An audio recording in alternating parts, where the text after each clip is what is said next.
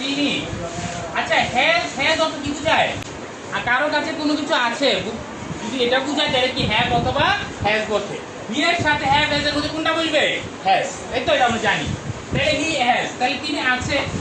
আচ্ছা আমি বাংলা করি, যেরকম হবে সেরকম কি করবো, আগে বাংলা করবো। এই অর্থ কি?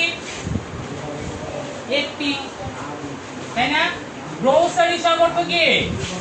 গ্রোসারি শপ অর্থ মুদির দোকান। কি দোকান? মুদির দোকান, তাই না? ইন দি ভিলেজ অর্থ, ভিলেজ অর্থ কি? গ্রাম। কিন্তু যদি ইন দি ভিলেজ বলে তাহলে কি বুঝাবে? গ্রামে। কি? গ্রামে। ভিলেজ অর্থ কি? গ্রাম। আর যদি বলে ইন দি ভিলেজ তখন সেটা হবে কি? গ্রামে। কি হবে? গ্রামে। তাহলে এটা হবে, এটা পুরোটা বাংলা কি হবে? গ্রামে। কি হবে? আচ্ছা এবার আমরা পুরোটা একসাথে করি। তিনি আছে একটি মুদির দোকান গ্রামে। এটা কি সুন্দর হইলো?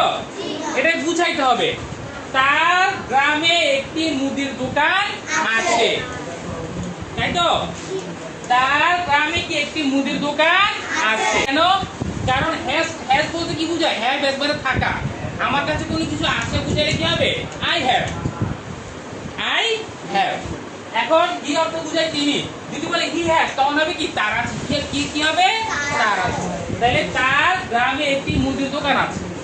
তাহলে আমাদের প্রথম কাজ হলো শব্দগুলো বাংলা করা, তারপরে এগুলো গুছিয়ে এনে শুদ্ধভাবে বাক্য তৈরি করা, তাই তো? এখানে কারো কোনো সমস্যা আছে? ওকে, গেল।